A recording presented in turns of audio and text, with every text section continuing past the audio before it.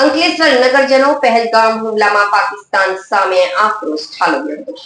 નગરજનો દ્વારા 3 રસ્તા સર્કલ ખાતે 26 મૃતક પર્યટકોને શ્રદ્ધાંજલિ અર્પણ કરાઈ હતી। પાકિસ્તાન વિરોધી સૂત્રોચ્ચાર કરી પુતળાનું દહન કરાયું હતું। પાકિસ્તાનના ઝંડા અને રોડ ઉપર લટકાવી તેના પર ચાલી તેમજ વાહન પસાર કરી રોષ ઠાલવ્યો હતો। કાશ્મીરના પહેલગામમાં આતંકવાદીઓએ આડેધડ ગોળીબાર કરતા 26 પર્યટકોના મોત નિપજ્યા હતા, જ્યારે અન્ય પર્યટકો ઘાયલ થયા હતા।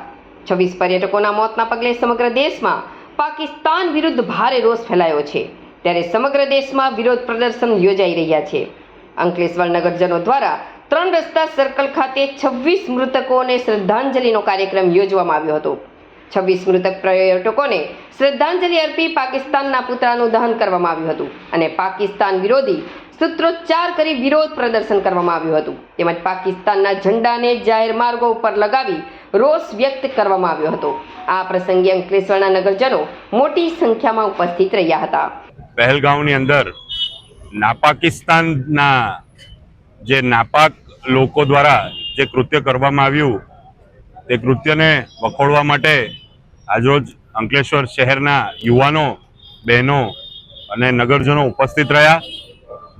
આવી હરકત જે પાકિસ્તાન વારે ઘડીએ કરતા આવ્યું છે એનો જવાબ સરકાર અવશ્ય આપશે એવી અમને ખાતરી છે। સાથે સાથે હું સરકારશ્રીને અને બધાને બાહેધરી આપું છું કે જ્યારે પણ આ યુવાનોની કે અમારી જ્યાં પણ તમને જરૂર પડશે ત્યારે અમારા અંકલેશ્વરના યુવાનો પણ તમારી પડખે ઊભા રહી અને તમામ કાર્યવાહીમાં સાથ આપવા આ દેશવાસીઓ તમારી સાથે છે। તમે જવાબ આપો, તમે જે ભાષામાં એમની સાથે વાત કરવા માંગો છો એ કરી અને પાકિસ્તાનને આ નકશા પરથી ભૂંસી નાખો એવી જ આવા નગરજનો વતી હું આપને વિનંતી કરું છું। અસ્તુ। થોડા દિવસ પૂર્વે જમ્મુ કાશ્મીરમાં પહેલગામમાં જે આતંકવાદી હુમલો થયો હતો અને કાયરોએ જે નિહત થયા આપણા ભારતીયોને માર્યા હતા તેને લઈને આજે અહીંયા અંકલેશ્વર 3 રસ્તા ખાતે પાકિસ્તાનના પુતળા દહનનું અને રોડ પર તેમના ફ્લેગ લગાવીને તેમના વિરોધમાં પ્રદર્શન કરવામાં આવ્યું હતું।